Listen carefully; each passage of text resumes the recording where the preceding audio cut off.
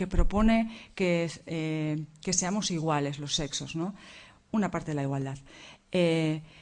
A mí, otra cosa que me preocupa es muchas veces, porque quizás también he estado dentro,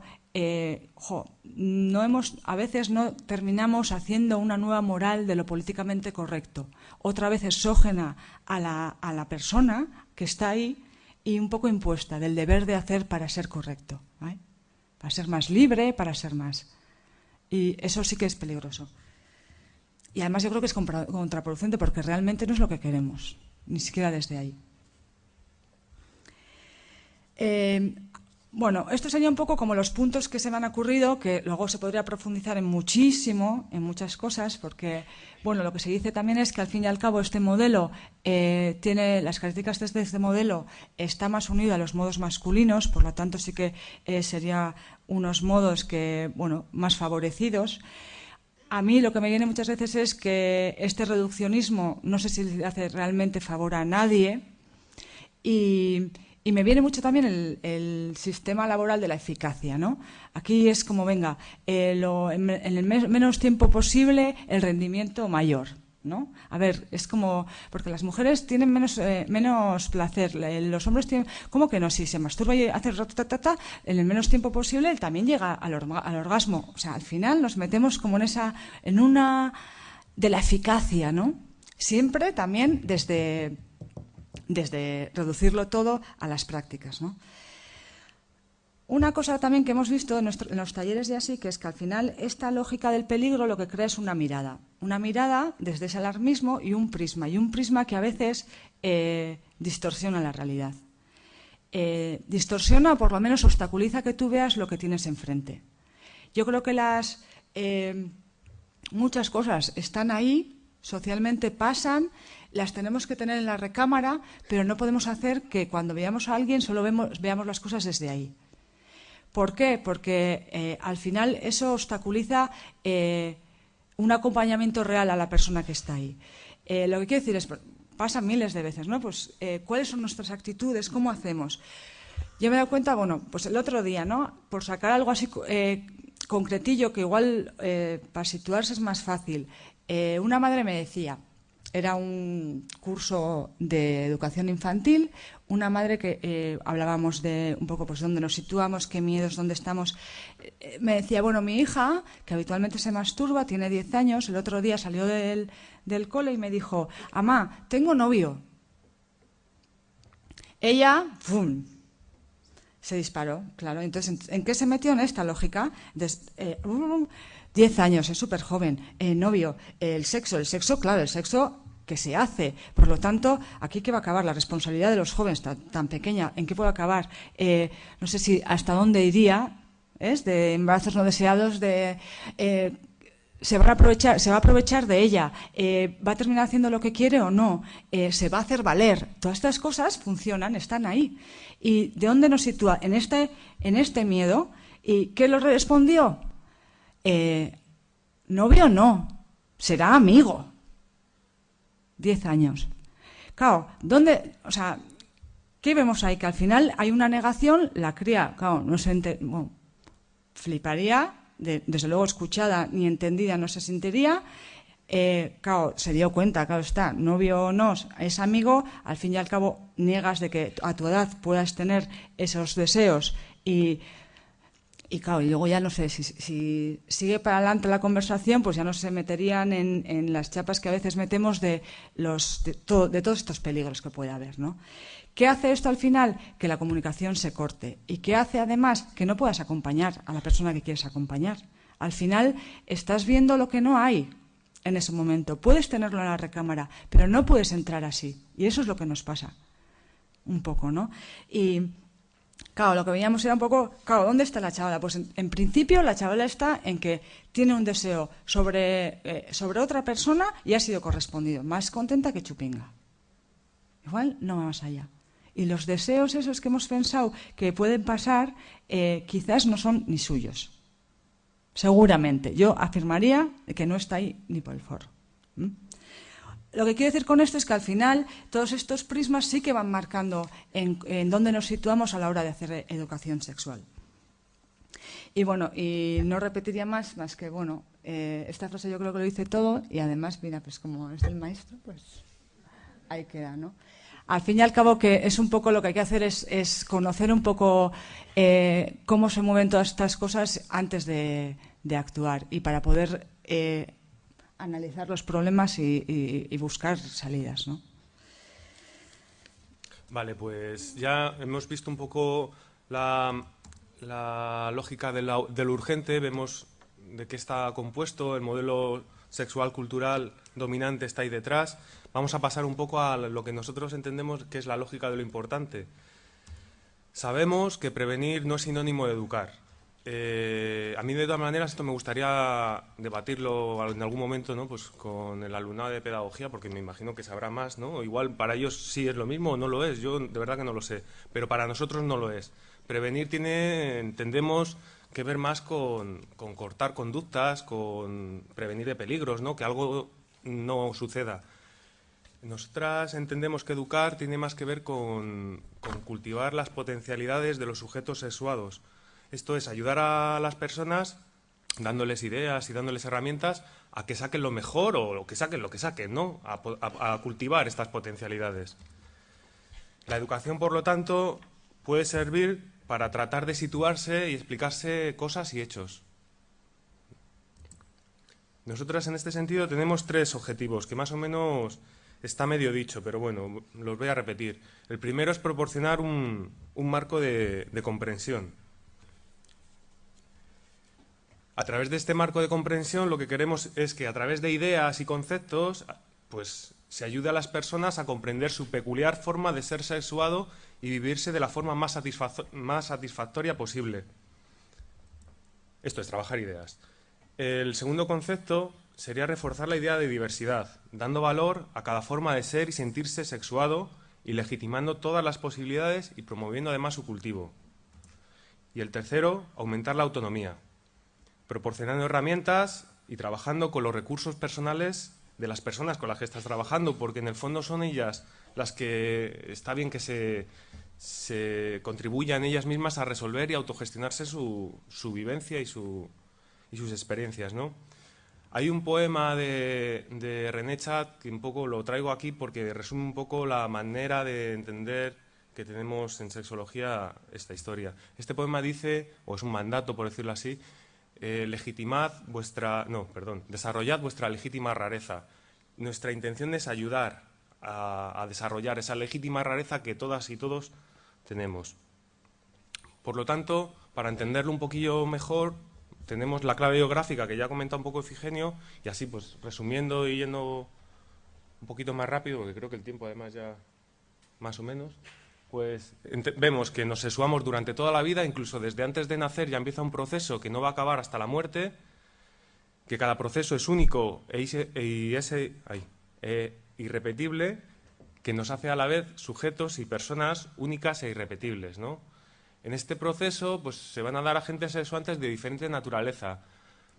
Unos serán considerados más biológicos, por otras asignaturas o por otros otros más psicosociales, pero todos, como decía Efigenio, de un orden biográfico y todos nos conforman en el sujeto sexuado que somos, ¿no? Y en este proceso pues, se van a dar distintos niveles que se van a ir poniendo unos sobre otros, ¿no? En masculino y en femenino, o más en masculino o más en femenino. De esta manera llegamos a la siguiente clave, que ya está también comentada, que es la clave biográfica, ¿no? Que es que estas capas que nos van a conformar como sujetos sexuados no llevan la coherencia que en un principio podíamos intuir y que muchas veces hablamos desde esta coherencia, que es dimórfica, ¿no? Como dos formas, la forma masculina donde todos sus caracteres, todas sus capas son masculinas, ni viceversa, ¿no? Sino que cada capa se sexúa más en masculino y más en femenino. Cada nivel de sexuación imprime preferentemente eso, el masculino en femenino, y la suma de todas esas capas es lo que explica quién soy yo. De hecho, la norma en este sentido sería la intersexualidad. Yo sé que últimamente cuando se habla de intersexualidad, pues debido al lenguaje médico y un poco pues en el momento de la historia en el que estamos, se suele intuir esto de la intergenitalidad, ¿no? Personas que nacen con genitales ambiguos, que se les reasigna y, bueno, pues ahí hay pifostio, ¿no? Nosotros no estamos hablando de eso, ¿vale? La clave intersexual nos atraviesa a todas y a todos, y es una norma, somos intersexuales. Si no tenemos esta clave en la cabeza, nos puede llevar a pensar eso, pues que, por ejemplo, Iker, por llamarse Iker, que es un nombre masculino, pues nos viene a la cabeza que tendrá más o menos barba, tendrá más o menos la voz grave, tendrá una serie de comportamientos asociados a los masculinos, gónadas masculinas, genitales masculinos, será par con palabras cuando habla de sus sentimientos, y si vemos la lógica desde ahí, desde esta dimorfia, que es la contraria a la intersexual, pues problematizaremos si alguna de esas cosas no se dan. Dependiendo en qué momento de la historia también estemos, unas se problematizarán más y otras menos, ¿no? Por lo tanto, pensamos que es útil para gente que está estudiando educación tener esta clave en la cabeza. Bien,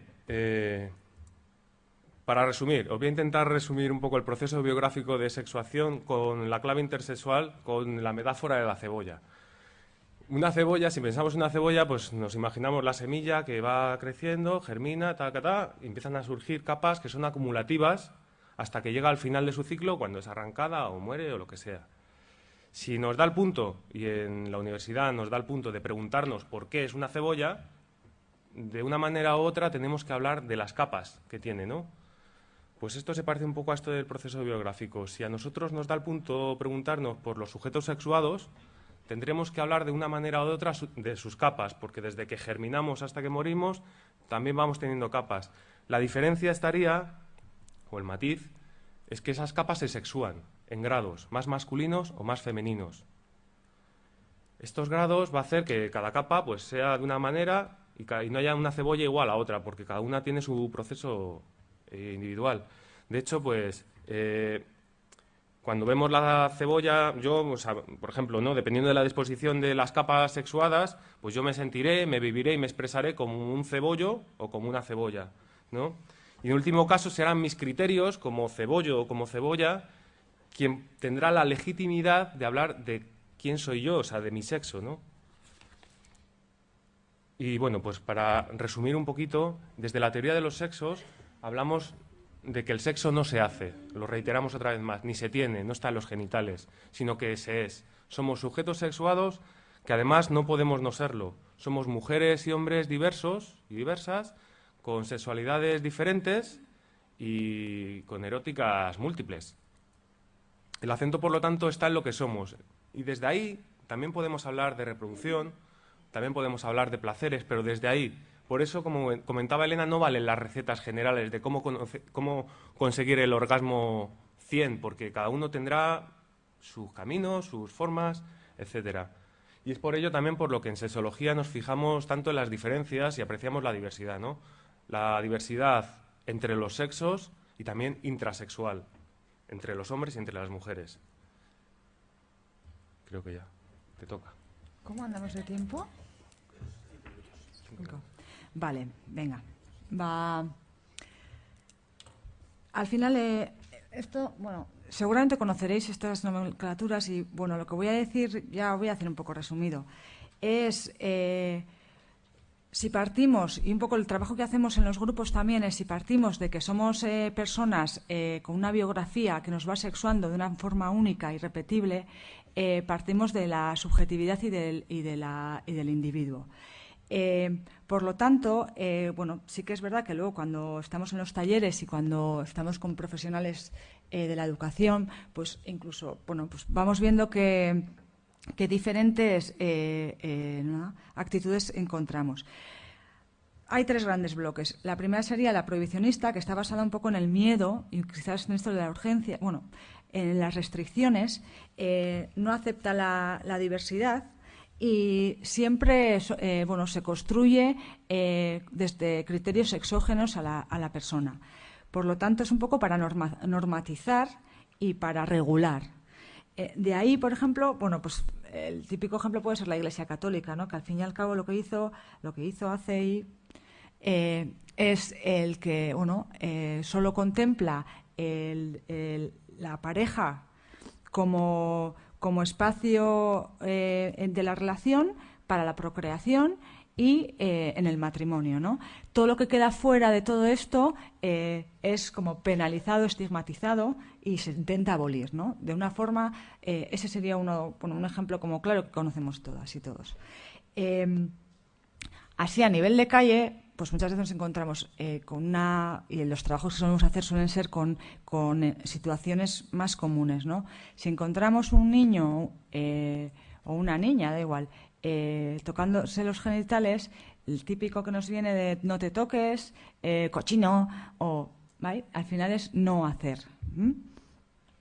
La permisiva, yo creo que la mayoría de las ocasiones viene como en reacción a esa prohibitiva.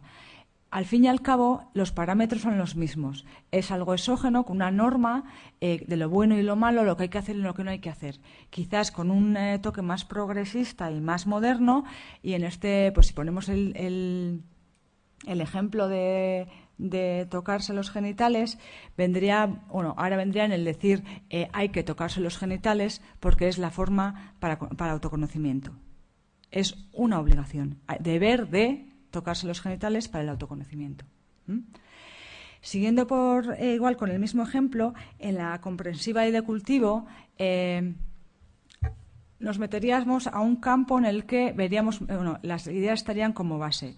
Nosotras, desde nuestro conocimiento sexológico, lo que intentamos hacer es, primero, y en los cursos, el enseñar un poco todo lo que ha comentado Jorge de la biografía de personas únicas, de nuestro deseo único, ese recorrido para intentar acompañar a la persona. Si se nos preguntan, ¿la masturbación es buena? Lo que intentamos ir es al sujeto. Sí que puedes dar datos, como claro, antes se decía que te quedabas ciego, que no sé qué, no, nada de eso es así, pero sí que es verdad que hay que hurgar un poco en el momento de cada cual. ¿Es buena para ti en este momento? ¿Tú quieres? ¿Por qué quieres? ¿Te va a hacer bien? Porque igual no hay una única manera de conocerse. Se puede conocer en relación, se conocen antes, después, ahora, luego. Hay que mirar cuál es el momento tuyo, concreto, y su contexto. Y tú mismo responderás a eso. Yo lo que puedo hacer es acompañar. Eso sería un poco el trabajo que creemos que hay que hacer desde aquí. Porque muchas veces nos metemos en nosotros. Y en esos fregados tampoco damos posibilidad ni herramientas para que esa persona busque lo que quiere. Y yo tampoco se lo puedo decir, porque es que yo no lo sé. Antes hemos dicho que vamos a dar una de las líneas. Ponlo. Sí. Bueno, encontré yo salseando en Internet unas entradas en un blog de un servicio sexológico que iba por aquí. A lo que vamos es, hay muchas cosas que hay que trabajar, pero si nos vamos por la urgencia, al final lo más fácil es que olvidemos lo que nosotros estamos diciendo aquí, lo importante, que es como la base para trabajar todo eso, ¿vale? Porque salta mucho más todas estas cosas. Pero bueno, pasamos porque yo creo que ya se ha comentado. Y lo de la intervención ideal al final es, pásalo un poco rápido porque total, sería un poco ver que los modos de intervención pues están la educación y, la verdad, la educación, la formación como base, que no tenemos por qué siempre enunciarlos desde los problemas, por eso también hemos puesto lo del crecimiento, pero que iría por ahí, y el asesoramiento y la terapia. Los modos, pues hay diferentes modos, pero igual lo importante aquí es que hay que dirigirse a la población en general, desde la infancia hasta la vejez. Y luego otra cosa que suele estar pasando en este momento, que como las políticas institucionales van desde la juventud y desde las áreas de igualdad, pues se está reduciendo la intervención a mujeres y jóvenes. Lo cual está muy bien que esté eso, pero ¿y todo lo demás? Y además somos personas, hombres y mujeres en relación, por lo tanto se queda un poco cojo. Y como último, pues el decir que para nosotros el sexo es un valor que nos hace únicos, irrepetibles y deseantes, es una riqueza y por lo tanto como riqueza es interesante su cultivo y ahí lo dejamos. Mila esker.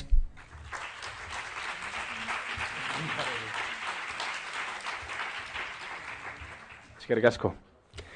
Orain lehen esan bezala, nahi zute bai Efigeniori, bai Elenari, edo Jorgeri, galderaren bat, iradokizunen bat, komentarioen bat egin. Si alguien quiere ahora tenemos 10 minutos. Alguien hace una pregunta tanto a Efigenio como a Elena, como a Jorge, pues luego tenemos otra oportunidad, pero si queréis hacerle alguna pregunta a alguno de los tres.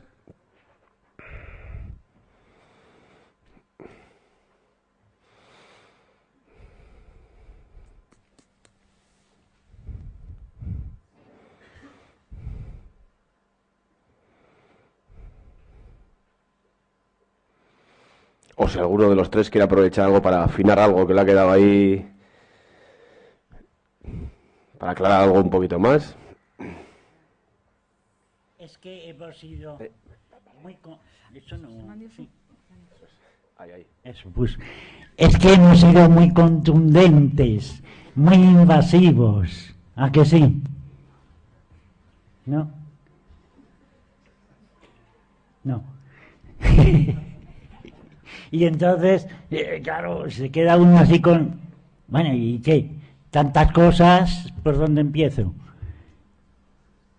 Yo creo. Claro, entonces, ¿dónde empiezo?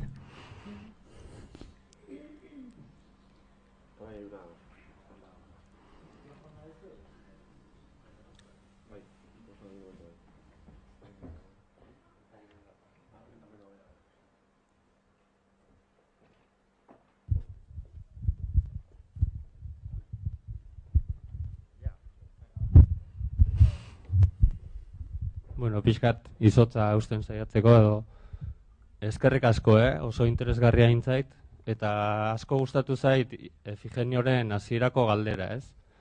Zergatik maitegea, o zergatik erakartzen dugu elkar, eta badakizu zenean ez dula erantzun, baina saiatu naiz bere hitzaldian zehar horren erantzuna bilatzen, ezta? Gero itzuliko naiz, eta iruditu zait, o ulertu nahi izan dut, gustoko deula edo erakartzen deula elkar, bakoitzak geanak gehalako, ez? Eta hori gustatu zait, ez dakit horrela esan da bera ados egongo zan. Decía Efigenio que me ha gustado mucho la primera pregunta que has planteado, de por qué nos amamos o por qué nos atraemos, y a pesar de que no has respondido muy directamente, he intentado a través de tu discurso, pues intentar buscar esa respuesta, ¿no? Y a mí me ha parecido que dabas a entender que nos amamos o nos atraemos porque somos cada cual como somos el que somos, ¿no? Y me ha gustado eso. No sé si dicho así estarías de acuerdo o querrías matizar o... Sí, bueno, estaría muy de acuerdo. Estaría muy de acuerdo. Solo que le pondría mi deformación profesional. Y al ponerle la deformación profesional, pues a lo mejor resaltaría una palabra solo, que es la que generalmente hace ir o hace pensar en algo que se da por supuesto, que es que somos sexuados, pero que al darlo por supuesto lo damos como implícito, y al darlo como implícito lo vamos dejando como conocido, como sabido, pero no lo explicitamos para trabajarlo. Entonces, en educación, esos implícitos o esos supuestos nos ayuda mucho a que se den cuenta de que, por ejemplo, se es como se es, y dice uno, esto es que, claro, se es como se es, ¿y por qué se es como se es? Claro, a mí el punto que me interesa, dado que se trata de atracción, es explicar por qué esos se atraen. Es un poco arriesgado lo que digo, porque generalmente además siempre se dice que eso es insondable, inconmensurable, misterioso. Entonces uno dice, ¿cómo me meto yo en esto? Es mucho, es un objetivo enorme. Mejor dejarlo ahí en el misterio, en que cada cual se ventile, pero yo más atrevido sigo. Digamos que es un poco la osadía de un investigador, de cualquier investigador que dice, voy a ver si saco algo. Entonces sacamos cosas. ¿Son la verdad? ¿Son verdad? No, es contribuir a ver si explicamos algo. Entonces yo creo que sí sacamos algo, que es por lo menos no crear un supermisterio, un superenigma, una especie de mundo aparte. Hacerlo nuestro, darle palabras, ayudar a poner eso en palabras. Y resulta que poner en palabras me lleva a ponerlo en nociones, y eso me ayuda. Entiendo yo que me ayuda, claro. Cuando digo entiendo que me ayuda, me lo digo yo para mí. Otro dirá, eso no es solo eso, porque ahí hay mucho mundo emocional. Bueno, pero de algún modo hay que entrar, perdón, no hay que entrar, pero yo quiero entrar ahí a ver qué hay. Porque cuando dice el mundo emocional parece que dice, no sabemos. Pero el no saber también equivale a que otros lo van a llevar y controlar de otra manera. Entonces yo entro, es cierto, es modesto, es un trabajo modesto, pero es intrépido. Bueno, es plantearse preguntas para dar los nombres. Yo creo que en educación esos implícitos son interesantes. No vamos a decir, esto es así, se acabó. No. O sea, conclusión, esto es continuo, es un trabajo. Entonces, digamos que eso me hace pensar esto que tú señalas. Y también otra cosa, me choca mucho esa preguntita tuya, porque a mí me hace gracia, porque yo me encuentro muchas veces muy chocante yo para mí, y curioso y extraño a veces, y dice, pues parece raro, es que te preguntas unas cosas que no tienen respuesta. Bueno, pues vale, me pregunto cosas que parecen que no tienen respuesta, pero es que es curioso, pero de preguntarse cosas tontas salen preguntas interesantes. Para preguntárselo de todos, que ya sabemos la respuesta, pues ya sabemos la respuesta, no arriesgamos nada, ¿no? Entonces me choca y me sorprende, y bueno, esto me hace pensar un poco. Ponerle palabras es un poco arriesgado, pero bueno, así luego debatimos, en lugar de pegarnos. Es mejor debatir, porque la palabra sirve, ¿no? ¿He dicho algo? Sí, yo creo, ¿no? Tú también has dicho mucho. Muy bien, gracias, Eugenio. Gracias a ti. Ondo ditze bat zaizue, bueno, bada norbait galderen bat egin nahi duela, gero tarte bat egongo dako, eta agian,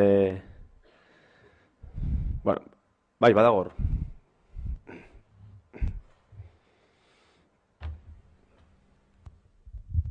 Opa, bueno, galdera bat baino da reflexio bat, no es una reflexión que ahora hablando de poner en palabras, yo siento que a veces cuando hablamos de estos temas me faltan las palabras, ¿no? O creo que, estoy muy de acuerdo con el planteamiento que se ha hecho aquí, con, ¿no? El apunte que se ha hecho a hombres y mujeres, sino a la clave intersexual, ¿no? Pero a veces creo que ya las palabras mujer y hombre que ya limitan mucho a la hora de querer explicar lo que se está intentando explicar aquí, ¿no? Entonces,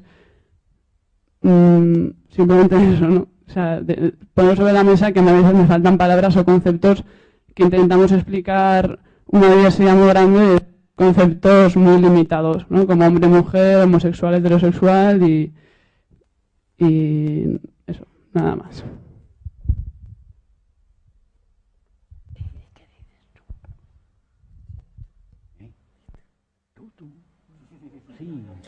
A mí me ha pasado, bueno, creo que me pasa lo que has comentado tú. En algunos momentos dados, pues igual he tirado por tierra las categorías hombre y mujer. Y bueno, pues el que lo quiera hacer igual, pues que oye, que cada uno que haga lo que quiera, ¿no? Y eso. Pero a mí sí me sirven como base para explicar la diversidad. Somos seres humanos, hombres y mujeres, diversos y diversas. No sé, a mí sí me sirve, pero bueno, yo qué sé, también te entiendo, ¿eh? O sea, yo creo que esas categorías, el problema está un poco que igual que en estos momentos o así, pues parecen jaulas, pueden parecer jaulas. Pero también creo que pueden parecer plataformas desde las que ser diferente y ser diverso y diversa. Eso es lo que a mí me sale.